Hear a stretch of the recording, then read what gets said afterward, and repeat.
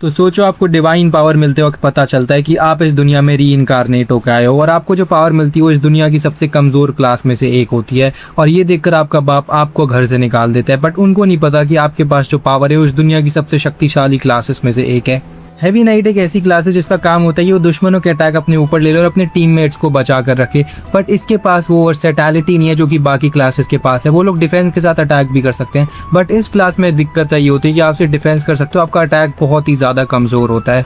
अब हम लोग आते हैं अपने मेन कैरेक्टर पे। हमारे मेन कैरेक्टर को बचपन से जब भी वो किताब पढ़ता था या कुछ भी देखता था उसको ऐसी फीलिंग आती थी कि वो पहले ही ये सब देख चुका और पढ़ चुका है। उसको आज तक पता नहीं चला कि ये क्यों होता था, बट उसको बस ये फील होता था।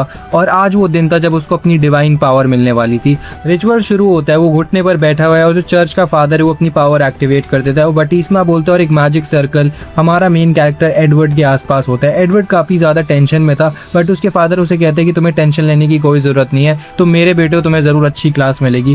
वो बहुत नर्वस हो रहा था क्योंकि उसको याद था कि ये चीज़ें पहले भी हो चुकी है, ये सारा काम वो पहले ही कर चुका है। और जब उसको पावर मिलती है तब उसको याद आता है कि ये 5 साल पहले की बात है, नहीं ये मेरे पैदा होने से पहले की बात है। मैं यहाँ पर री इनकारनेट हुआ हूँ। ये मानना बड़ा मुश्किल है, बट हाँ मैं री इनकारनेट हुआ हूँ। और ये वही गेम है VR का जैसे मैं खेला करता था और इसलिए मेरे को ये सारी चीज़ें देखी देखी लगती है। अब वो होप करते हैं कि उसको सबसे स्ट्रॉन्गेस्ट क्लास मिले, और वो जब पावर मिलती है तो अपना स्टैट्स चेक करते हैं तो उसको हैवी नाइट की क्लास मिलती है। वो खुश होकर अपने फादर को बताते हैं कि मेरे को हैवी नाइट मिली, बट उसके फादर शॉक हो जाते हैं और बोलते कि क्या बोला तूने। अब वो भूल चुका था कि उसने अपनी पास्ट मेमोरीज और प्रेजेंट मेमोरीज मिक्स कर दी, क्योंकि इस दुनिया में हैवी नाइट को सबसे गंदी क्लास बोला जाता था क्योंकि उसके पास अटैक पावर ही नहीं होती थी। उसका फादर उसके पास आता है और उसका स्टैट कार्ड खोल देता है और वहाँ पे वो हैवी नाइट देखता है। वो कहते हैं कि एकदम बकवास क्लास और तू खुश हो रहा था कि तेरे को ये क्लास मिली है। और फिर वो समझाने की कोशिश करता है कि ये भी एक अच्छी क्लास है पापा, बट उसकी बात पूरी उससे पहले उसको एक मुक्का पड़ जाता है और वो नीचे जाकर गिर जाता है। वो कहता है कि अच्छा हुआ कि ये सब यहाँ पर हो गया, वरना एडवर्ड खानदान की पूरी मिट्टी हो जाती अगर ये बाहर होता तो। अब तभी गेट खुलता है और एक लड़की वहाँ से एंट्री लेती है। लोग बातें बनाते कि यहाँ पर ये कैसे आ सकती है, इसकी तो इतनी औकात ही नहीं है, ये कितनी बदली बदली सी लग रही है। अब ये लड़की चलते हुए आ रही थी, लोग बातें बना रहे थे और यहाँ पे ये भी डिवाइन रिचुअल के लिए थी। एडवर्ड बोलता है कि ये एक ब्रांच फैमिली से और हम बचपन में खेला करते थे, बट हमारी क्लासेस में बहुत डिफरेंट है, मतलब स्टेटस में, इसलिए इनकी अब ज़्यादा बातें नहीं होती। और फिर वो लड़की भी डिवाइन रिचुअल के लिए बैठती है और जो उसका फादर होता है वो अलाउ कर देता है। अब इसको जो शक्तियाँ मिलती है वो होती है मास्टर स्वॉर्डमैन की, जो कि इसके फादर को बहुत अच्छी लगती है। अब एडवर्ड बोलता है कि जिस बात का उसको डर लग रहा था वही हुआ, क्योंकि अब इसको मास्टर स्वॉर्डमैन मिल गई है और अब इसके बाप का गुस्सा ऑन द पीक पहुंच गया है। इस लड़की का नाम मैलिस होता है। अब उसका बाप आगे बढ़ता है और कहता है कि मेरे को विश्वास था कि मेरी ब्रांच फैमिली की बेटी ये करके दिखाएगी, और वो बोलता है कि आज से तुम मेरी बेटी हो, तुम मेरी उत्तराधिकारी बनोगी। और एडवर्ड शॉक हो जाता है कि क्या बोल रही है। मैलिस भी बोलती है कि मेरे को तो हमेशा से लगता था कि ये एडवर्ड आपके लायक ही नहीं आपका बेटा बनने के। और उसका बाप कहता है कि तू यहाँ से निकल जा, और सारे लोग एडवर्ड का साथ छोड़ के उसके बाप की साइड हो जाते हैं। वो कहता है कि तू इसी के लायक है। वो कहता है कि मेरी क्लास बहुत अच्छी है और मैं आपको करके दिखाऊंगा, बट वो कहता है कि आज के बाद अपनी शक्ल में दिखाइए, तू यही डिजर्व करता है। हैवी नाइट की इस घर में कोई जगह नहीं, और उसको निकल जाने के लिए बोलता है। और जाते जाते ये भी कहता है कि अगर उसने हमारे खानदान का नाम इस्तेमाल किया तो उसका सर धड़ से अलग कर देगा। एडवर्ड को आधी रात में उसके घर से सिर्फ कुछ कॉइन्स, गोल्ड कॉइन्स देकर वहाँ से निकाल दिया गया था। अब एडवर्ड घोड़ा गाड़ी में सिटी में पहुंच जाता है, मेन सिटी में, और वो कसम खाता है कि वो आज के बाद कभी भी ये नहीं बताएगा किसी को कि वो नोबल फैमिली से आया है। और वो अब बैठता है कमरे में और सोचता है कि मेरे गंदे बाप ने, बुढ़े बाप ने मेरे को निकाल दिया है और अब मेरे को क्या करना है। बट वो सोचता है कि कम से कम उसके पास दुनिया की सबसे स्ट्रॉन्गेस्ट क्लास में से एक तो है। वो सोचता है कि अभी उसको कुछ भी नहीं करना, सिर्फ अपनी स्किल्स को बेस्ट करने पर ध्यान देना है, और वो अपनी स्टार्ट विंडो खोलता है। अब भाई इसकी स्टार्ट विंडो, इस एनिमे की स्टैट्स इतनी ज़्यादा भयंकर है ना कि मेरे को समझाने में भी नहीं हो रहा कि मैं क्या बताऊं।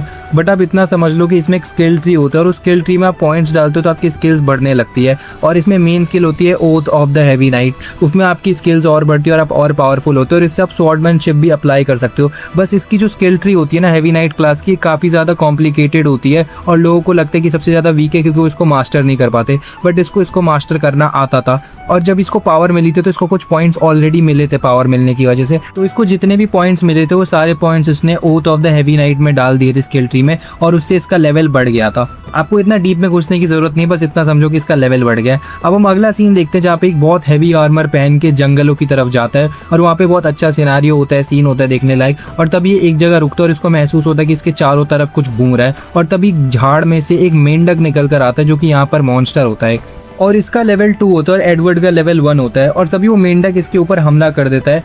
और एडवर्ड अपनी पावर से एक वॉल टाइप की चीज क्रिएट कर लेता है। वो मेंढक वॉल से आगे टकराता है और खुद ही मर जाता है और फिर उसके अंदर से उसको एक जेम स्टोन मिलता है। ये पावर दरअसल ऐसी होती है कि अगर कोई भी एंटिटी आपके ऊपर अटैक करती है तो जिस पावर से वो अटैक कर रही है वही पावर उस पर डिफ्लेक्ट हो जाएगी और इसलिए ये मारा गया। अब जब उसको मैजिक स्टोन मिलता है तभी उसको झाड़ में से एक बंदे की चिल्लाने की आवाज आती है कि मेरे को बचा। वो जब उधर जाते हैं तो देखता है कि जिस एनिमल को उसने अभी मारा था वैसे ही बहुत ही सारे वहां पर खड़े हैं। वो बंदा बोलता है कि तू कौन है? बोलता है कि मैं हूँ हेवी नाइट। वो बोलता है क्या तू सच में कुछ लड़ बढ़ सकता है कि नहीं लड़ सकता?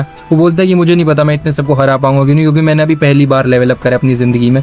वो बंदा बोलता है कि हमें यहाँ से भागना होगा, तू तो मुझसे भी ज्यादा कमजोर है, अपना आर्मर उतार और भागना शुरू कर दे। बट वो कहता है कि मैं इनको मार दूंगा, सब अंडर कंट्रोल है। वो बंदा बार बार बोल रहा होता है कि भाग जा, बट वो नहीं सुनता। और तभी सारे मेंढक उसके ऊपर अटैक कर रहे होते हैं। एडवर्ड बताता है कि शायद उसकी वॉल वाली अटैक इन पर काम ना करे क्योंकि ये बहुत सारे और ऊपर से अननोन एंटिटी पे काम नहीं करता। बट फिर वो बताता है कि उसके लिए ये अननोन एंटिटी है ही नहीं, क्योंकि वो पहले से गेम खेल कर आया है तो उसको पता है कि ये सारे स्टार्टर एनिमल्स है और वगैरह इनको कैसे मारना है। वो जैसे उसको अटैक करते हैं वो रैम्पेड वॉल ऑन कर देता है और सारी चीजें उससे टकरा कर मारी जाती है।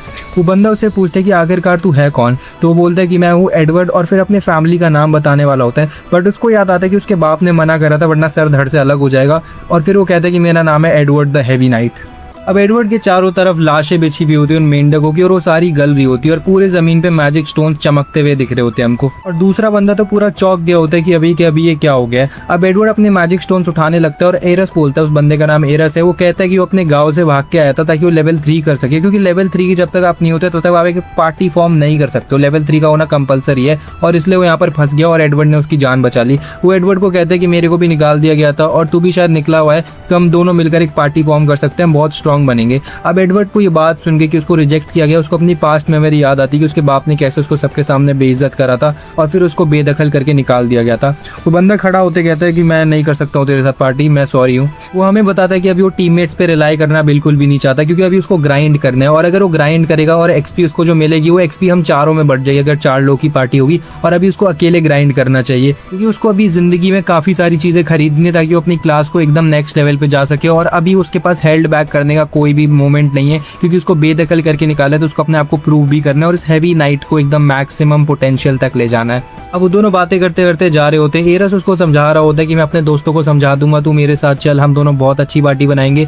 बट वो मानता नहीं है। वो सोचता है कि इसके दोस्त शायद मेरे पे भरोसा भी ना करे और शायद मेरे को बेट बनाकर यूज कर ले, ऐसा कुछ कर ले। क्योंकि दरअसल एक आर्मर नाइट का जो काम होता है वो दूसरों के अटैक्स लेना होता है और टीममेट्स को बचाना होता है और इसी तरीके से वो अपनी वर्थ प्रूव करता है। वो कहता है कि तेरे अटैक्स बहुत ही ज्यादा अच्छे हैं बट तू इसी तरीके से आगे नहीं बढ़ सकता, क्योंकि पूरी जिंदगी बस एक कछुए और मेंढक को कोई मारता रहेगा, तेरे को और भी लेवल अप करना है, तू एक हद तक ही लेवल अप कर सकता है इस चीज से। बट वो नहीं मानता और कहता है कि मेरे को पार्टी अप नहीं करना तेरे साथ। पर तभी उनके आसपास के चारों तरफ झाड़ हिलने लगते हैं और एक बहुत ही तगड़ा क्रिएचर उनकी तरफ उड़ के आता है। एक स्पाइडर जैसा दिख रहा था, उसके हाथ इतने बड़े थे, वो सीधा आयरस के ऊपर एक अपना पंजा मार देता है और वो पीछे हो जाता है। फिर जो हमारा मेन कैरेक्टर एडवर्ड है उसकी स्टैट्स चेक करते हैं, वो ऑलमोस्ट लेवल 23 या 20 का होता है, पर ये बहुत ही ज्यादा स्ट्रॉन्ग है क्योंकि एडवर्ड के एकदम दुगने लेवल का है। और क्योंकि उससे ज्यादा लेवल का है तो एडवर्ड का कोई भी टेक्निक इस पे काम नहीं होने वाला है और इसके ऊपर वो वॉल्स भी काम नहीं करेंगी जो ये बार बार इस्तेमाल करी जा रहा था अभी तक। स्पाइडर के 2 अटैक्स बहुत ही ज्यादा खतरनाक है। पहला है पैरालिसिस और दूसरा इसका फायर स्टिंग करना। एक फायर स्टिंग से एडवर्ड की जान जा सकती है और अब इसको समझ में आ जाता है कि ये कोई गेम नहीं चल रहा है, ये असल दुनिया और ये मैं सच में मर सकता है। वो स्पाइडर की स्टैट्स चेक करता है और वो बहुत ही ज्यादा शक्तिशाली था, उसके एमपी पॉइंट्स टोटल 11 थे। अब जो दूसरा बंदा एरस था वो तलवार लेके उसके सामने खड़ा हो जाता है कि ये सारी मेरी गलती थी, तो तेरे को यहाँ रहने की कोई जरूरत नहीं है, तू भाग, मैं इसका ध्यान भटकाता हूँ। पर उसके पैर बहुत कांप रहे होते हैं। ये देख के एडवर्ड बोलता है कि मैं इसको संभाल लूंगा, तू चिंता मत कर। एरस उसको समझाता है कि कोई न्यू भी नहीं कर सकता, फिजिकली इम्पॉसिबल है कि तू इसको अभी हरा दे। वो कहता है कि मैं जानता हूँ कि मैं इसको हरा सकता हूँ।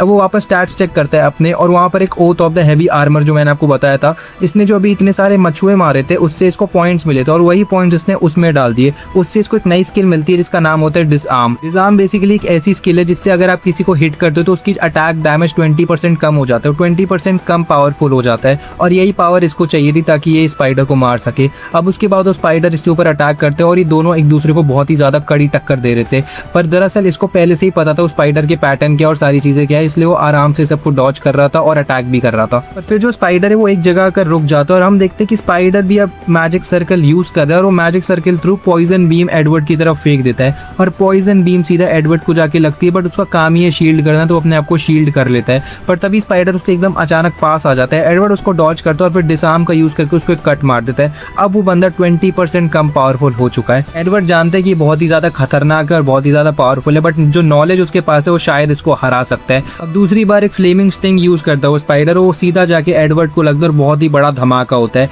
एरस को लगता है कि एडवर्ड का खेल खत्म हो गया, पर एडवर्ड कहता है कि ये पॉसिबल ही नहीं था, क्योंकि इसके टोटल एमपी पॉइंट्स 11 हो गए थे और 7 एमपी पॉइंट्स इसको मेरे को पॉइजन बीम मारने में लग गए थे। तो और 5 एमपी पॉइंट्स यूज होते फ्लेमिंग स्टिंग यूज करने को, और इसके पास 5 एमपी पॉइंट्स थे नहीं। और तभी एडवर्ड उसके पास आता है और उसको एक तेजी का डिसार्म मार देता है, जिससे उसकी पावर 40% कम हो जाती है। अब एडवर्ड से कमजोर हो गया था, इसका मतलब अपनी वॉल यूज कर सकता था। वो एडवर्ड की तरफ बहुत तेजी से भाग के आ रहा होता है और तभी एडवर्ड अपनी वॉल यूज करता है। वो वॉल से टकराता है और फिर वहीं पर खत्म हो जाता है। वो नीचे पड़ा हुआ होता है और एडवर्ड जाके उसके अंदर तलवार घुसा के उसको फाइनली खत्म कर देता है। अब एरस उसको देखता है और कहता है कि तू आखिरकार है कौन, और अगर मैं सच बोलूं तो मेरी राय बदल गई है, तू अपने आप भी बहुत सारी चीजें कर सकता है।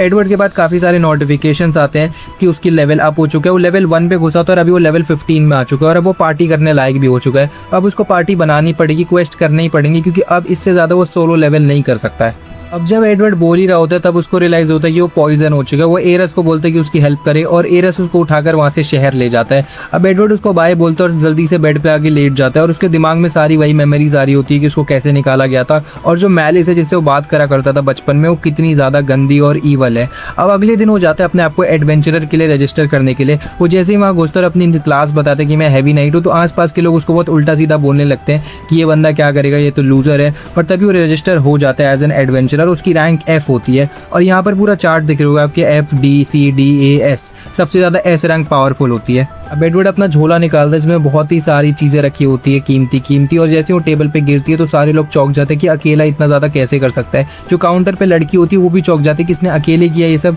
और एडवर्ड उसको बोलता है कि सारी चीजें आप रिपोर्ट कर देना। और तब वो उससे पूछता है कि क्या ऐसा कोई क्वेस्ट है जिससे मैं अपनी रैंक प्रमोट कर सकूं, और वो लड़की हाँ बोलती है। अब अगला सीन होता है उसी क्वेस्ट का। ये सब लोग एक ग्रेवयार्ड के आगे खड़े होते हैं और यहाँ पे एक पूरी टीम बनी होती है और इन सब का लीडर एक दाढ़ी वाला बंदा होता है जो बहुत ही ज्यादा स्ट्रांग लग रहा होता है। वो गुस्से में कहता है कि हम सब में से एक आदमी है जो कि क्वेस्ट को और डेंजर को एकदम नॉर्मल मानता है और ज्यादा हल्के में ले रहा है। वो एडवर्ड को बोलता है कि तूने लेवल 12 के मॉन्स्टर को मारा, वो भी अकेले, वो भी हैवी नाइट हो गई, ये बिल्कुल गलत बात है और तू चीटिंग कर रहा होगा, और मैं तुझे मार कर आज सिखाऊंगा कि मैनर क्या होते हैं और किसी से तमीज से कैसे बात करी जाती है।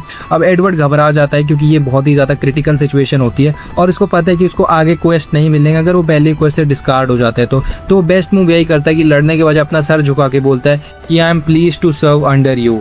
वो बंदा बोलता है कि मुझे तो कुछ खास पसंद नहीं है, बट अब काम की बात करते हैं। वहाँ पे एक बंदा होता है टील, वो टील को बोलता है कि सर्च करो। वो अपना सर्च मैजिक यूज करते हैं और पता लगाता है कि आसपास 30 मॉन्स्टर्स बैठे हुए हैं। अब हमारा एडवर्ड बताता है हमें कि जो ये मैजिक है ये बहुत ही ज़्यादा यूनिक है और एक नए मेज के पास ये होना बहुत ही बड़ी बात होती है। उसके बाद टील कहते हैं कि आप मेरे को रिकमेंड करना ई रैंक का बनने के लिए।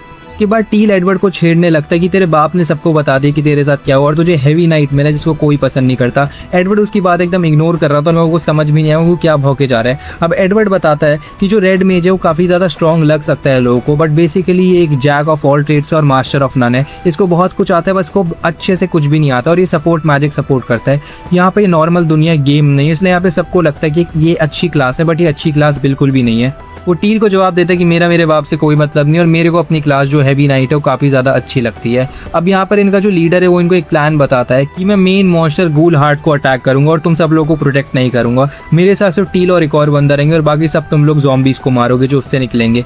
अब सब लोग चौंक जाते हैं क्योंकि उनको लग रहा था कि वो बस इसके पीछे रहेंगे और वो लोग बच जाएंगे, बट अभी वो अलग होने वाला है तो इन लोगों को खुद ही करना पड़ेगा जो करना है। अब एडवर्ड बताता है कि जिस मॉन्स्टर की ये बात कर रहा है वो 32 33 लेवल का रिपोर्ट किया गया और हमारे लीडर 40 लेवल का, तो हमें कोई दिक्कत नहीं होनी चाहिए। बट वो आसपास देखते हैं तो सारे लोग बहुत ही घबराए हुए होते हैं। तो वो उसके पास जाता है और कहता है कि आप प्लीज़ हम सबको इंस्ट्रक्शन दे दें कि अगर चीज़ें वैसी नहीं गई जैसे हम सोच के आए हैं और चीज़ें बदल गई तो हम क्या करेंगे। अब ये सुन के वो बंदा बहुत गुस्सा हो जाता है कि तू मेरी लीडरशिप पे सवाल उठा रहा है। वो बंदा बोलता है एडवर्ड कि नहीं, मैं लीडरशिप पे सवाल नहीं उठा रहा हूँ, मैं बेसिकली डरा हुआ हूँ क्योंकि आपका काम होता होगा डेली क्वेस्ट करना, हमारा काम नहीं है। मैं बहुत डरा हुआ हूँ कि अगर चीज़ें वैसी नहीं गई तो मुझे क्या करना है, इसलिए मैं आपसे कह रहा हूँ। और बाकी लोग भी यही सोचते हैं। अब तभी उनका जो लीडर है गोटान, वो बोलता है कि मुझे तो पसंद नहीं है पर ठीक है मैं बताता हूँ। पर तभी टील पीछे से आता है और कहता है कि हम में से कोई डरा हुआ नहीं है, सिर्फ तू डरा हुआ है। पर पीछे के लोग सच में डरे हुए होते हैं। वो कहता है कि तेरी क्लास सबसे ज्यादा वीकेस्ट है इसलिए तेरे को डर लग रहा है, तू मर ना जाए। वो गोटान को बोलता है कि आपको हमें ऑर्डर देने की कोई जरूरत नहीं है, अगर कोई डर गया या फिर कुछ हुआ तो तुरंत यहाँ से भाग सकता है और हमारे रास्ते के बीच में नहीं आ सकता है।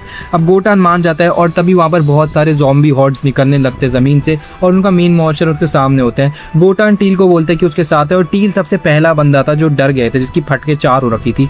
गोटान टील टील को बोलता है कि ऐसा मत कर और मेरे साथ चल, तू इतना डरा हुआ रहेगा तो हम कैसे लड़ेंगे, और वो सीधा उस मेन मॉन्स्टर पे अटैक कर देता है। अब एडवर्ड बाकी लोगों को बोलता है कि अब हमें इन लोगों को मारना पड़ेगा जो ज़ॉम्बी निकल रहे हैं, बट बाकी लोग काफी डरे हुए होते हैं। वो कहते हैं कि वो सोच रहे थे कि वो गोटान के साथ रहेंगे, बट गोटान तो मेन मॉन्स्टर के पीछे चले गए, अब उनके साथ क्या होगा। उनको बड़ा डर लग रहा था ऐसी ज़ॉम्बी हॉर्ड से लड़ने में, और एडवर्ड सोचता भी और समझता भी है कि इनकी पहली बार है ये क्वेस्ट पे आए और ज़ॉम्बीज से लड़ेंगे, बट इनके पास कोई क्लियर इंस्ट्रक्शन भी नहीं और ऑर्डर भी नहीं है जो गोटान को दे देने चाहिए थे। वो बोलता है कि हम सब 3 लोगों की टीम बनाकर काम करेंगे, अगर हम तीनों एक दूसरे को आपस में देखेंगे तो हमारे पीठ के पीछे से कोई भी वार नहीं करेगा, और सब लोग मान भी जाते हैं। और एडवर्ड से पूछते हैं कि अगर हम 3 की टीम बनाएंगे तो तू क्या करेगा। वो कहता है कि मैं आगे रहूंगा और तुम लोग के लिए टाइम बाय करूंगा ताकि तुम उनको मार सको, बट एक मोटा सा बंदा कहता है कि पर तेरी क्लास तो सबसे ज्यादा कमजोर है ना, और तभी उसके पीछे एक ज़ॉम्बी आ जाता है। अब एडवर्ड भाग के जाते हैं और उसके पास जो एक नई स्किल है पैरी, जिससे वो एक डिफ्लेक्शन क्रिएट करता है, जिससे उनके पास टाइम आता है अटैक करने का। वो उस पैरी का यूज करके वहाँ पे जितने भी मॉन्स्टर्स होते हैं उन सबको तलवार से अलग अलग कर देता है, और जैसे वो मॉन्स्टर्स की तरफ आ रहे होते हैं वो वॉल यूज करता है और सारे के सारे ज़ॉम्बीज एक ही बार में मारे जाते हैं।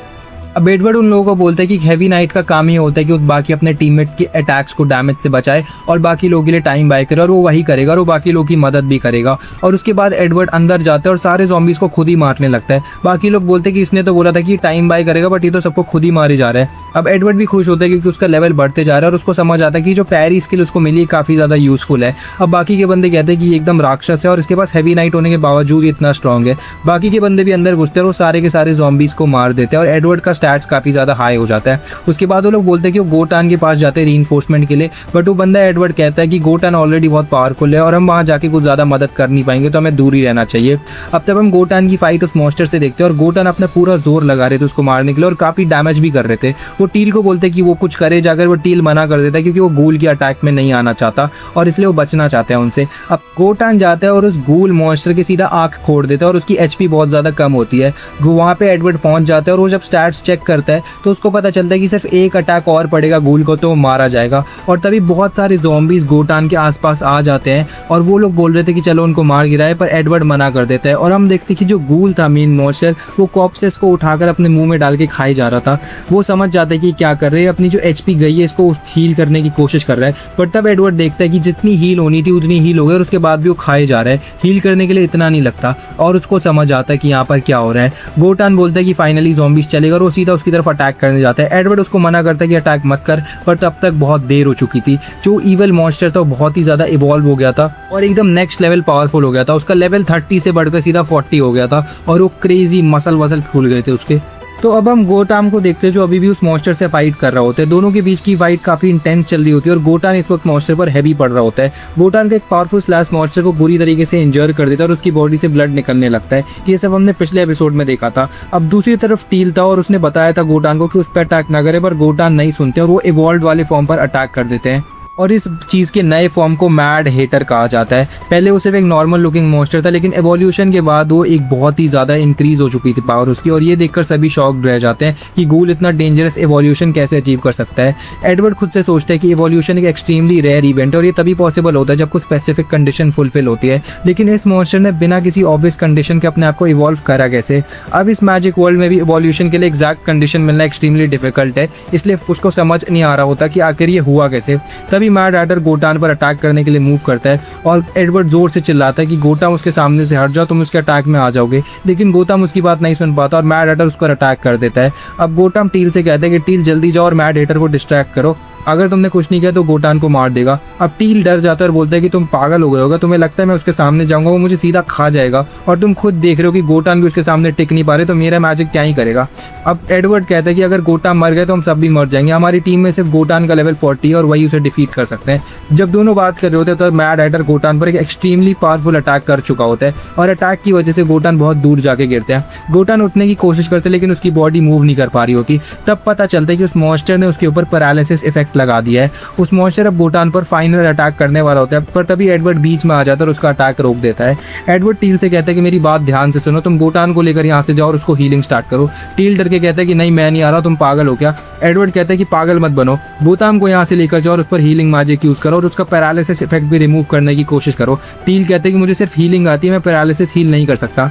एडवर्ड बोलते हैं कि ठीक है जो तुम कर सकते हो करो, सबसे पहले गोटान को यहाँ से दूर लेके जाओ। अब टील डरते हुए गोटान के पास आता है और उसकी हीलिंग स्टार्ट कर देता होता है। एडवर्ड मीनवाइल उस मॉन्स्टर के सामने खड़ा होता है। वो समझता है कि पैरालिसिस इफेक्ट कुछ टाइम बाद ऑटोमेटिकली खत्म हो जाएगा। अगर वो मॉन्स्टर को सिर्फ 3 मिनट तक रोक सकता है तो गोटान को पैरालिसिस इफेक्ट खत्म हो जाएगा। इसका मतलब एडवर्ड को किसी भी तरीके से 3 मिनट सर्वाइव करने होंगे। वो सोचता है कि अगर मॉन्स्टर ने गोटान को मार दिया तो शायद हम सब यहीं मर जाएंगे। और एडवर्ड अपना लेवल चेक करता है और उसका लेवल सिर्फ 16 होता है। वो समझता है कि सिचुएशन एक्सट्रीमली डिफिकल्ट है लेकिन इम्पॉसिबल नहीं है। उसे मॉन्स्टर को डिफीट नहीं करना, उसे सिर्फ 3 मिनट तक रोकना है ताकि गोटाम रिकवर कर सके।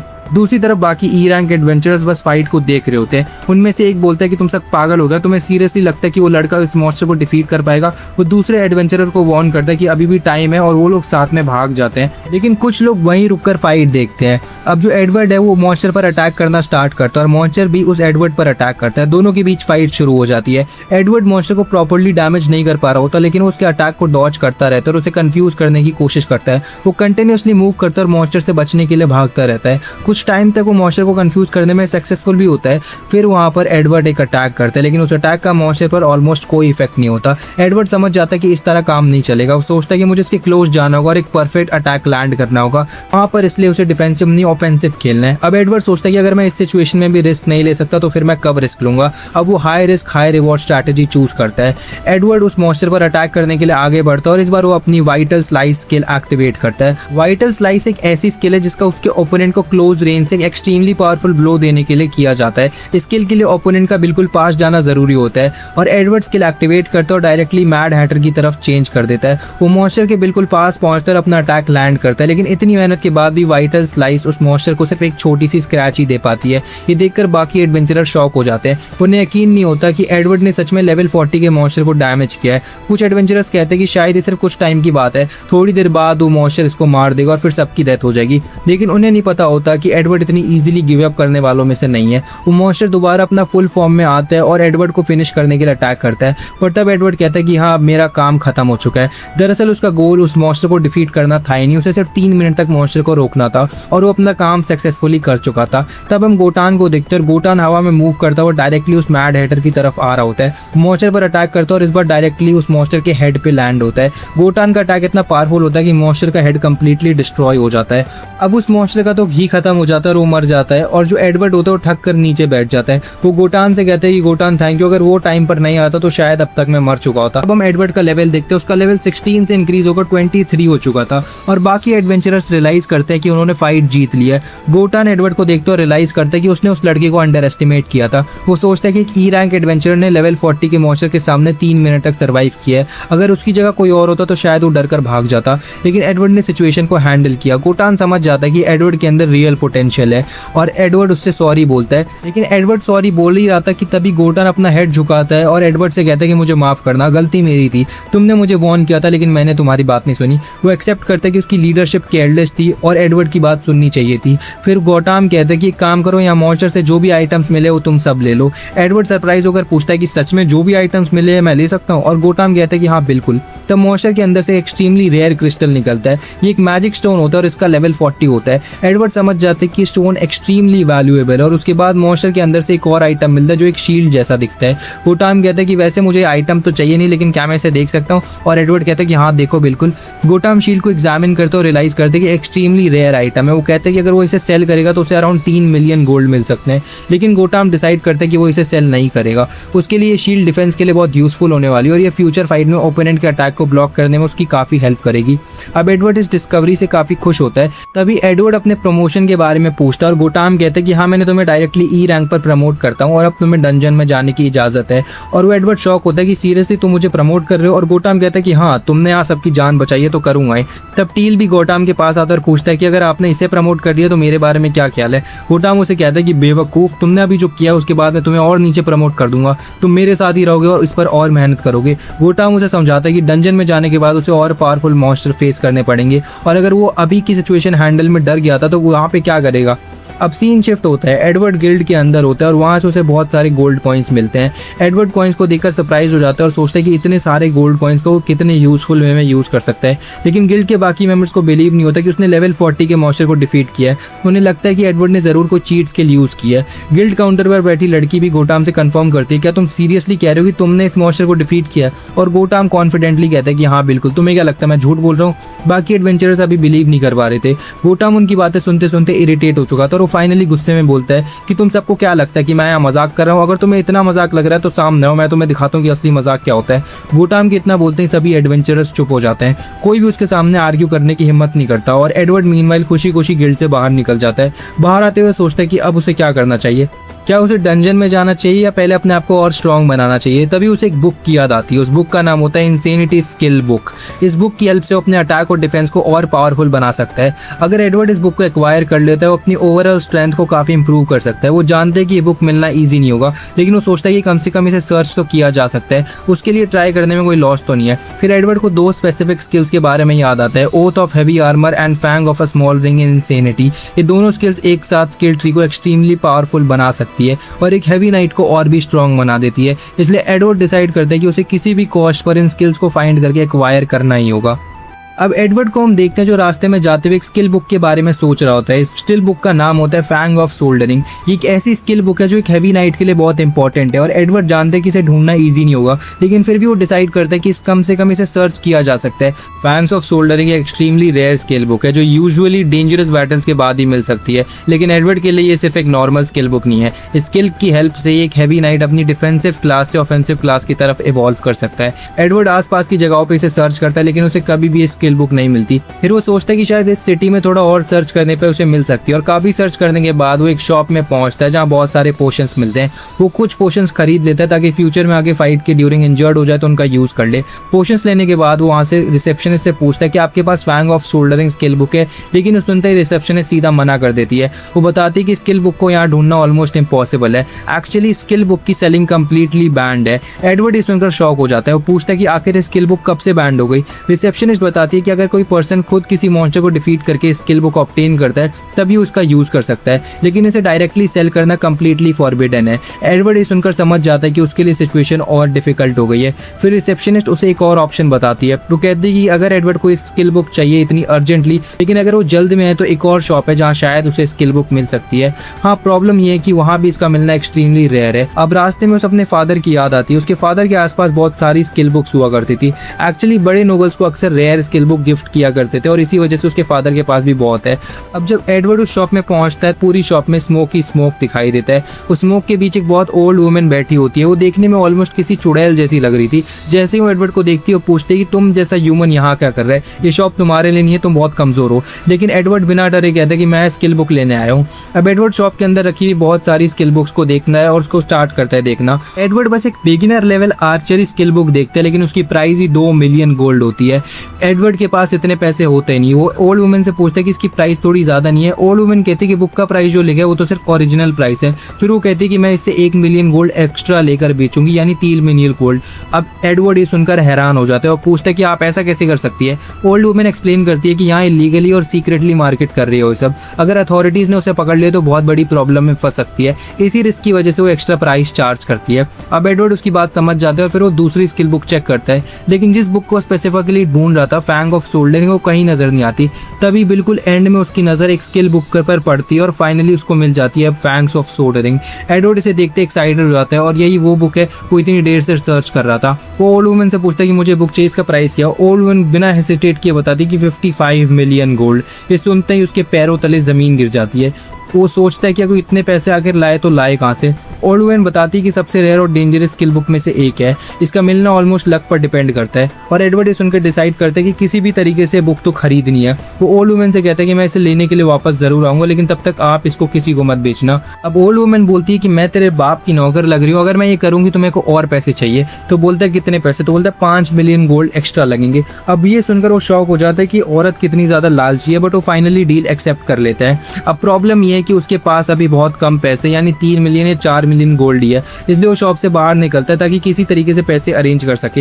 लेकिन उसके पास इतने पैसे कलेक्ट करने का कोई ईजी रास्ता होता नहीं। अगर वो वही मिशन दोबारा करने जाए जिसमें गूल हेड को डिफीट किया था, तो उसमें लगभग 50 या 60 बार वो मिशन कंप्लीट करना पड़ेगा, तब जाकर शायद उसके पास इनफ मनी कलेक्ट हो पाएगा। लेकिन हर बार ऐसा क्वेस्ट मिलना ईजी नहीं होता और अगर उसे वैल्यूएबल आइटम मिल भी जाए तब भी इतना ट्रेजर कलेक्ट करना काफ़ी डिफिकल्ट है। वो सोचता है कि आखिर में मैं करूँ तो करूँ क्या। तभी उसके दिमाग में एक आइडिया आता है, अगर वो किसी के साथ पार्टी बनाकर डंजन में जाए तो शायद शायद उसे कोई वैल्यूएबल ट्रेजर या रेयर आइटम मिल जाए। अगर वो आइटम सफिशिएंटली एक्सपेंसिव हुआ तो उसे फैंग ऑफ सोल्डरिंग खरीदने के लिए रिक्वायर्ड गोल्ड मिल सकता है। एडवर्ड डिसाइड करता है कि अब वो एक पार्टी बनाएगा। तभी उसकी नज़र एक लड़की पर पड़ती है जो अपनी पार्टी के साथ वहाँ से जा रही होती है। उसकी पार्टी का एक मेंबर एक पावरफुल स्वॉर्ड मिली होती है जिसकी वैल्यू 2 मिलियन गोल्ड से भी ज़्यादा होती है। लड़की कहती है कि मुझे पता है कि तुम्हें स्वॉर्ड मेरी वजह से मिली है, लेकिन वो लड़का तुरंत उसकी बात रिजेक्ट कर देता है। वो कहता है कि तुम्हें सीरियसली लगता है कि ये स्वॉर्ड तुम्हारी वजह से मिली है, ऐसा बिल्कुल मत सोचना। लड़की कहती है लेकिन मैंने तुम्हारी हेल्प की है, मेरी हेल्प की वजह से ही तुम्हें स्वॉर्ड मिली। लड़का कहता है कि हाँ तुमने मेरी हेल्प ज़रूर की है, लेकिन तुम और भी क्या कर सकते हो उसके अलावा। वो उसे बताता है कि उसके पास कोई भी ऑफेंसिव स्किल नहीं है, वो सिर्फ ओपोनेंट का अटेंशन डिस्ट्रैक्ट कर सकती है और वही उसने किया। लेकिन इसका मतलब ये नहीं कि स्क्वाड में उसका कोई शेयर है। वो सीधा उसे यूजलेस कह देता है और ये सुनकर लड़की कंप्लीटली एम्बैरस हो जाती है। उसके पास पैसे कमाने का कोई और वे नहीं होता, इसलिए उसे इस पार्टी के साथ रहना पड़ता है। लड़की कहती है कि तुम्हें कैसे कह सकते हो कि मुझे इससे कुछ नहीं मिलेगा, मैंने तुम्हारी इतनी हेल्प की है। वो ये भी एक्सप्लेन करती है कि उसकी ऑफेंसिव क्लास इतनी वीक क्यों है। उसने अपने स्किल पॉइंट्स को एडजस्ट करने के लिए उस लड़की की एडवाइस फॉलो की थी, लेकिन लड़का उसकी बात को सीरियसली नहीं लेता। वो कहते हैं क्या तुम्हें सीरियसली लगता है कि तुमने ये सब मेरी वजह से किया? अगर तुम ऐसा सोचते तो तुम एक गधी हो। और फिर वो उसके सामने कुछ गोल्ड रख देता है, सिर्फ 1 लाख गोल्ड, और कहते हैं कि लो तुम्हारे पैसे, इतने में ही खुश रहो। उसके बाद वो लड़की को पार्टी से कम्प्लीटली रिमूव कर देता है। वो क्लियरली कहता है कि अब से उसकी पार्टी की उसे कोई ज़रूरत नहीं है और उसे दोबारा पार्टी में आने की भी ज़रूरत नहीं है। अब लड़की वहीं खड़ी रह जाती है। वो कम्प्लीटली सैड होती है और सोचती है कि अब वो पैसे कैसे कमाएगी। दूसरी तरफ एडवर्ड भी पूरी सिचुएशन को ऑब्जर्व कर रहा होता है। वो सोचता है कि फाइट्स के दौरान स्किल पॉइंट्स और लेवल दोनों इंक्रीज होते हैं, लेकिन सिर्फ लेवल बढ़ना इनफ नहीं होता। कभी कभी किसी कैरेक्टर का स्किल पॉइंट डेवलपमेंट इतना वीक होता है कि वो अपने ही लेवल के मॉन्स्टर को डिफीट नहीं कर पाता। एडवर्ड समझता है कि इसी वजह से वो लड़की अपने लेवल के मॉन्स्टर के अगेंस्ट भी फाइट नहीं कर पा रही थी। लेकिन तभी एडवर्ड को उस लड़की की एक बात याद आती है। उसने कहा था उसकी स्किल की वजह से पार्टी को एक्सपेंसिव स्वॉर्ड मिली है। इसका मतलब उसके पास कोई ऐसी स्किल है जो रेयर ड्रॉप्स ऑब्टेन करती है। अब एडवर्ड ये रियलाइज होता है और कहते हैं कि ये तो मेरे लिए परफेक्ट है। उसे जल्दी से जल्दी गोल्ड करना था, और अगर उस लड़की की स्किल जेन्युइनली रेयर ड्रॉप दिलाने में हेल्प करती है तो वो उसके लिए एक्सट्रीमली यूजफुल है। एडवर्ड डिसाइड करते हैं कि उसके साथ पार्टी बनानी होगी। वो लड़की के पास जाता है और उसका हाथ पकड़ लेता है। लड़की अचानक डर जाती है और उसे लगता है कि शायद एडवर्ड भी उसका एडवांटेज लेने आए। वो पैनिक में चिल्लाने लगती है, लेकिन एडवर्ड तुरंत कहते हैं कि प्लीज शांत हो जाओ, मैं तुम्हारे साथ पार्टी बनाना चाहता हूँ, मेरे साथ प्लीज पार्टी बना लो। ये लड़की शॉक हो जाती है। वो पूछती है क्या तुम सीरियसली मेरे साथ पार्टी बनाना चाहते हो? और एडवर्ड तो जेन्युइनली उसके साथ पार्टी ही बनाना चाहता था भाई। अब इस लड़की का नाम रोशेल होता है और रोशेल ये देखते ही जोर से चिल्लाने लगती है क्योंकि उसे लगता है कि उसे शायद कोई बड़ा ठरकी मिला है। लेकिन एडवर्ड उसे समझाता है कि शांत हो जाओ, चिल्लाओ मत, मैं तुमसे बात करने आया हूँ पार्टी के बारे में। ये सुनते ही रोशेल का एक्सप्रेशन कंप्लीटली चेंज हो जाता है। अभी कुछ सेकंड पहले तक वो डरी हुई थी, लेकिन अब वो शॉक में होती है कि आखिर कोई उसके जैसे लो लेवल एडवेंचरर के साथ पार्टी क्यों बनाना चाहेगा। तभी रोशेल के पीछे खड़े होकर इसके पुराने पार्टी मेंबर एडवर्ड को क्लियरली बताते कि रोशेल की बैटल स्किल्स बहुत वीक है और उसका लेवल भी ज्यादा नहीं है और वो प्रॉपर्ली लेवल अप भी नहीं कर पाती। इसलिए वो एडवर्ड को वार्न करते कि उसे रोशेल को अपनी पार्टी में नहीं लेना चाहिए। लेकिन एडवर्ड सिंपली कहते हैं कि कोई प्रॉब्लम नहीं है, मुझे चलेगा। ये सुनकर रोशेल को पुराने पार्टी मेंबर थोड़ा फ्रस्ट्रेटेड होने लगते हैं। फिर वो कूल बनने की कोशिश करते हुए कहते हैं कि ठीक है, अगर तुम इसे अपनी पार्टी में लेना चाहते हो तो ले सकते हो, वैसे भी मैं इसे अपनी पार्टी से निकाल ही रहा हूँ, तो मैं अपनी पार्टी में ले जाओ। वो तुरंत जवाब देता है बिल्कुल, अगर ऐसी बात है तो मैं इसे जरूर अपनी पार्टी में लूंगा, बट मैं तुमसे इजाजत नहीं मांग रहा हूँ करने की। ये सुनकर वो लड़का और ज्यादा फ्रस्ट्रेट हो जाता है। वो गुस्से में पूछता है क्या तुम मेरा मजाक उड़ा रहे हो? एडवर्ड कहता है कि ऐसा कुछ नहीं है, मैं सीरियसली कह रहा हूँ, मैं इसे अपने पार्टी में ले रहा हूँ। लड़का फिर पूछता है कि पहले एक बात बताओ, तुम हो कौन और तुम्हारा लेवल क्या है? एडवर्ड कामली जवाब देते हैं कि मैं एक हैवी नाइट हूँ और मेरा लेवल 23 है और मैं ये लेवल खुद अचीव किया है। इसे सुनकर उस लड़की को यकीन ही नहीं होता कि एडवर्ड ने इतने लेवल्स अकेले अचीव किए। बट वो कहते हैं कि इतने लेवल्स होने के बाद उसे तो पता ही होगा कि रोशेल कितनी यूजलेस है। रोशेल खुद एडवर्ड से कहती है कि एडवर्ड मुझे लगता है कि तुम गलत पर्सन को चूज कर रहे हो। वो एक्सप्लेन करती है कि उसका लेवल बहुत लो है और उसका करंट लेवल सिर्फ 13 है और उसकी स्किल भी ज्यादा स्ट्रॉन्ग नहीं है। लेकिन एडवर्ड कहते हैं कि कोई बात नहीं, मुझे इससे कोई प्रॉब्लम नहीं है। ये सुनते ही रोशेल को अपनी पार्टी मेंबर आपस में बात करने लगते हैं। एक मेंबर कहते हैं कि तुम्हें नहीं लगता ये थोड़ा स्ट्रेंज है? दूसरी मेंबर भी एग्री करते हैं कि हाँ बात तो सही है, रोशेल का लेवल सिर्फ 13 जबकि ये बंदा ई रैंक एडवेंचरर है और उसका लेवल 23 है, फिर भी ये रोशेल को अपनी पार्टी में लेना चाहता है, जरूर उसके पीछे कोई रीजन है। तभी वो लड़का कहता है कि मुझे लगता है शायद उसे रोशेल पसंद आ गई और इसी वजह से अपने साथ रखना चाहता है। फिर वो एक प्लान बनाता है। वो कहता है कि हमें ऐसा दिखाना चाहिए जैसे हमें रोशेल को जानबूझकर पार्टी से निकाला है, इससे एडवर्ड की रेपुटेशन खराब होगी और उनकी रेपुटेशन बेटर हो जाएगी। आखिर में वो लोग डिसाइड कर लेते हैं कि अगर एडवर्ड रोशेल को लेना ही चाहता है तो ठीक है, वो उसे अपने पार्टी में ले सकता है। ये सुनते ही रोशेल एडवर्ड को ऑफर एक्सेप्ट कर लेती है। एडवर्ड भी उसे अपने पार्टी में वेलकम कर लेते और तभी रोशेल की पुरानी पार्टी मेंबर उसके पास आते और कहता है कि रोशेल अब जाओ, तुम इसकी पार्टी ज्वाइन कर रही हो तो मैं तुम्हें कुछ पैसे देना चाहता हूँ। वो उसे 1 लाख गोल्ड देता है और कहता है कि वो पैसे अपने पास रख सकती है। रोशेल जैसे ही पैसे उठाने के लिए आगे बढ़ती है तो एडवर्ड उसे रोक देता है। वो कहता है कि उन पैसों को टच भी मत करना। अब रोशेल तुरंत रुक जाती है। एडवर्ड फिर उस लड़के से कहता है कि शायद तुम भूल गए हो, इसलिए मैं तुम्हें याद दिला देता हूँ, इस दुनिया में किसी के सामने इस तरह पैसे फेंक कर देना एक इंसल्ट माना जाता है। एडवर्ड समझाता है कि वो जान जानबूझकर उनकी बेइज्जती करना चाहता है। ये सुनकर वो लड़का फ्रस्ट्रेटेड हो जाता है, लेकिन वो एडवर्ड के साथ फाइट भी नहीं कर सकता क्योंकि एडवर्ड का लेवल उससे काफ़ी ज़्यादा है। आखिर में वो कहता है कि तुम्हारी मर्जी है, तुम रेशेल को ले जा सकते हो, मुझे पैसे नहीं चाहिए, और वो वहाँ से जाने लगता है। एडवर्ड कहता है कि मुझे भी तुम्हारे पैसे नहीं चाहिए, मुझे सिर्फ एक चीज़ चाहिए थी और मुझे मिल चुकी है। एडवर्ड रुशेल को लेकर वहाँ से निकल जाता है। जैसे ही वो लोग चले जाते हैं, रुशेल की पुरानी पैटी मेंबर खुद वापस आते हैं और पैसे उठाने लगते हैं। इसके बाद रुशेल और एडवर्ड एक रेस्टोरेंट में जाते हैं और साथ में खाना खाते हैं। खाते वक्त रुशेल एडवर्ड से पूछते हैं कि मैं तुमसे एक बात पूछ सकती हूँ, तुमने मुझे इतने अच्छे तरीके से अपने पार्टी में इनवाइट किया, वो भी मेरा हाथ पकड़कर, क्या तुम मुझसे प्यार तो करते हो क्या? एडवर्ड तुरंत कहते हैं क्या तुम पागल हो, ऐसा कुछ भी नहीं है। लेकिन रुशेल को उसकी बात पर बिल्कुल यकीन नहीं होता। वो कहते हैं कि मुझे बिलीव नहीं हो रहा कि मैं इतनी क्यूट हूँ, तो ऑब्वियसली तुम्हें मुझसे प्यार हो ही जाएगा। फिर वो कहते हैं कि लेकिन अगर ऐसा है तो मैं इतना ईजिली तुम्हारा हाथ नहीं आने वाली, पहले तुम मेरे फ्रेंड बनोगे और उसके बाद ही हम कुछ और सोचेंगे। एडवर्ड उसकी बात को उनका सोचता है कि ये लड़की सच में क्या पागल है। फिर एडवर्ड फाइनली उसे असली रीज़न बताता है। वो कहते हैं कि मैं तुम्हें इसलिए अपनी पार्टी में लाया हूँ क्योंकि मुझे तुमसे प्यार है। मैंने तुम्हें इसलिए चूज़ किया है क्योंकि मुझे लगता है तुम्हारे पास एक स्पेशल स्किल ट्री है। प्यार व्यार नहीं है, मजाक कर रहा था। ये सुनते रुशेल कंप्लीटली शॉक हो जाती है क्योंकि उसका स्किल ट्री एक्चुअली वैसा नहीं होता। इसके बाद एडवर्ड उसे दुनिया के डंजन्स के बारे में बताता है। हमें पता चलता है कि इस दुनिया के dungeons actually god of creation elixirs का ड्रीम है। एलेक्स एक गॉड है जो इस दुनिया और इन डंजन्स को क्रिएट कर रहा था, लेकिन दुनिया क्रिएट करते वक्त उसकी पावर्स कम हो गई थी। इसी वजह से बाकी गॉड्स ने गॉड ऑफ क्रिएशन को इम्प्रिजन कर दिया, लेकिन इम्प्रिजन होने के बाद भी उसके ड्रीम्स रियल वर्ल्ड में अपीयर होते रहे। यानी गॉड ऑफ क्रिएशन के ड्रीम में जो भी चीजें अपीयर होती है वो रियल वर्ल्ड में भी रियलिटी बन जाती है। इस दुनिया में जितने भी मॉन्स्टर है वो एक्चुअली गॉड ऑफ क्रिएशन के ड्रीम के मॉन्स्टर्स है, जो ड्रीम से बाहर निकलकर रियल वर्ल्ड में आ जाते हैं। और जिस प्लेस के अंदर ये मॉन्स्टर अपीयर होते हैं उसे डंजन कहा जाता है। डंजन बेसिकली एक तरह का ड्रीम होल है, और अब एडवर्ड और रिशेल के सामने वही डंजन का एंट्रेंस होता है। रिशेल उसे देखकर पूछते क्या तुम सीरियसली चाहते हो कि हम इसके अंदर जाए? डंजन बहुत डेंजरस है। एडवर्ड कहता है कि हमें जाना ही होगा, उसका मेन गोल अपना लेवल इंक्रीज करना है। वो रुशेल से कहता है कि वो चाहता है कि आज उसका लेवल भी काफी इंक्रीज हो, ऑलमोस्ट लेवल 30 तक। रुशेल ये सुनकर शॉक हो जाती है। डंजन के अंदर एंटर करने के बाद रुशेल बताती है कि उसके पास सिर्फ एक अटैक स्किल है, डाइस थ्रस्ट, और वो स्किल भी प्रॉपर्ली वर्क नहीं करती, कभी कभी तो फेल भी हो जाती है। लेकिन एडवर्ड कहता है कि कोई बात नहीं, मुझे इससे कोई प्रॉब्लम नहीं है। फिर वो कहते हैं कि चलो हमें जल्दी आगे बढ़ना है। उनका गोल सिर्फ रुशेल का लेवल इंक्रीज करना नहीं है, एडवर्ड का टारगेट 30 मिलियन गोल्ड कलेक्ट करना भी है। रुशेल ये सुनकर पागल हो जाती है। वो सोचते हैं कि आखिर वो लोग इतना पैसा कैसे अर्न करेंगे, लेकिन दोनों डंजन के अंदर आगे बढ़ते हैं। कुछ देर बाद एडवर्ड रुशेल से कहते हैं कि रुशेल अपने मेन मॉन्स्टर को वीक करूंगा और उसके बाद तुम उस पर अटैक करना। एडवर्ड जानते हैं कि रुशेल के पास एक ऐसी एबिलिटी है जो मॉन्स्टर का ड्रॉप रेट को इंक्रीज कर सकती है। तभी उनके सामने एक डेंजरस लुकिंग पांडा आ जाता है। रुशेल बताती है कि उसके पास एक नाइफ है जो एडवर्ड ने उसके लिए खरीदा था। उस नाइफ की प्राइस काफी ज्यादा एक्सपेंसिव होती है। रुशेल कहती है कि वो इस नाइफ का यूज करके मॉन्स्टर को फिनिश करेगी और एडवर्ड के लिए अच्छी ड्रॉप्स लेकर आएगी। लेकिन सामने वाला पांडा नॉर्मल पांडा नहीं होता, उसका लेवल 20 होता है, और जैसे ही वो सामने आता है वो और भी बड़ा हो जाता है। एडवर्ड इंस्टेंटली रियलाइज करते हैं कि अगर इस मॉन्स्टर का एक भी अटैक रुशेल को लगा तो उसकी कंडीशन खराब हो सकती है। एडवर्ड उसे वार्न करते हैं कि केयरफुल रहना और उसके क्लॉज से बचना। रुशेल पांडा को देखकर कहती है कि लेकिन इसके तो क्लॉज ही नहीं है। वो पांडा टेडी बेयर जैसा दिख रहा होता है, लेकिन जैसे ही पांडा गुस्सा होता है उसके हाथों से एक्सट्रीमली डेंजरस क्लॉज निकल जाते हैं और फाइट शुरू होती है। पांडा एडवर्ड अटैक करता है, लेकिन एडवर्ड उसे प्रॉपर्ली फाइट करता है। वो पांडा को काफी डैमेज पहुंचाता है, फिर अपनी स्वॉर्ड से उसे नीचे गिरा देता है। अब रुशेल की टर्न होती है, अपना नाइफ का यूज करके पांडा को फिनिश कर देती है, लेकिन मॉन्स्टर को डिफीट होते उसको ड्रॉप नहीं मिलता। ये देखकर रुशेल बहुत अपसेट हो जाती है। उसे डर लगता है कि अगर कोई ड्रॉप नहीं मिला तो शायद एडवर्ड उसे पार्टी से निकाल देगा, लेकिन एडवर्ड उसे कहता है कि तुम्हें रोने की जरूरत नहीं है, हम अभी भी बहुत सारे मॉन्स्टर्स हंट करने वाले हैं, मुझे पूरा यकीन है कि आगे हमें जरूर मिलेंगे। अब दोनों आगे बढ़ते हैं और कुछ और बेयर्स को डिफीट करते हैं, और फाइनली मॉन्स्टर से कुछ शील्ड ड्रॉप होती है। एडवर्ड इसे देखकर सरप्राइज हो जाता है। वो कहते हैं कि मुझे बिलीव नहीं हो रहा कि हमें दो शील्ड्स मिली, वो भी कंटिन्यूसली। नॉर्मली आइटम्स का ड्रॉप रेट इतना हाई नहीं होता। तब एडवर्ड को रुशेल की एक्चुअल एबिलिटी का पता चलता है। रुशेल के पास कैट पाव नाम की स्किल है, और स्किल के अंदर एक हिडन एबिलिटी है जो इस लक को 500 टाइम्स इंक्रीज कर देती है। इसी 500x स्किल लक की वजह से मॉन्स्टर से इतने वैल्यूएबल आइटम्स ड्रॉप होते हैं। एडवर्ड रियलाइज करके सोचते हैं कि मुझे बिलीव नहीं हो रहा कि रुशेल की प्रीवियस पार्टी ने इसे क्यों छोड़ा, और अब वो समझता है कि रुशेल के अंदर कितना पोटेंशियल है। रुशेल भी फाइट करते हुए ग्रेजुअली बेटर परफॉर्म करने लगती है, और जब एडवर्ड उसकी तारीफ करता है तो काफी खुश होती है।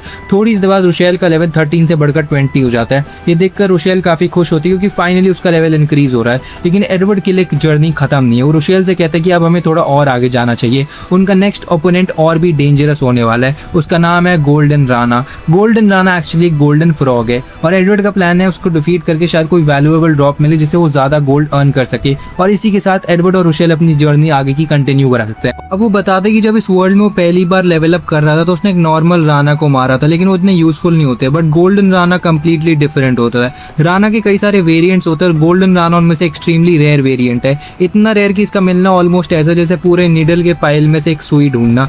लेकिन गोल्डन राना की सबसे खास बात है कि उसे डिफीट करने के बाद उसका ड्रॉप रेट बहुत ज़्यादा होता है, यानी उससे ऑलमोस्ट गारंटीड है कोई ना कोई वैल्यूएबल आइटम ड्रॉप होता ही है, जिसका प्राइस भी काफ़ी हाई होता है। लेकिन गोल्डन राना सिर्फ वैल्यूएबल ही नहीं है, काफ़ी पावरफुल भी होता है। हाँ, इसके पास कोई खास फाइटिंग स्किल नहीं होती, प्रॉपरली फाइट नहीं कर सकता, लेकिन इसे डिफीट करने पर बहुत ज़्यादा एक्सपीरियंस मिलता है। इसी वजह से एडवर्ड डिसाइड करते कि वो गोल्डन राना की फार्मिंग करेगा। एडवर्ड बताते कि जब उसने इस गेम को खेला था तब लोग कहते थे कि गोल्डन राना को डिफीट करना काफ़ी ईजी है, इसी वजह वो गोल्डन राना को हंट करना चाहता है। लेकिन तभी रशेल एडवर्ड के पास आकर कहती है, एडवर्ड मुझे लगता है तुम्हें गोल्डन राना के बारे में पूरी इन्फॉर्मेशन नहीं है। रशेल बताती कि उसने भी गोल्डन राना के बारे में काफ़ी कुछ सुना है, उसे पता है कि गोल्डन को डिफीट करना बहुत सारा एक्सपीरियंस मिलता है, लेकिन उसे ये भी सुना है कि जब एडवेंचरर्स उस पर अटैक करते हैं तो उसे डैमेज करना ऑलमोस्ट इम्पॉसिबल होता है।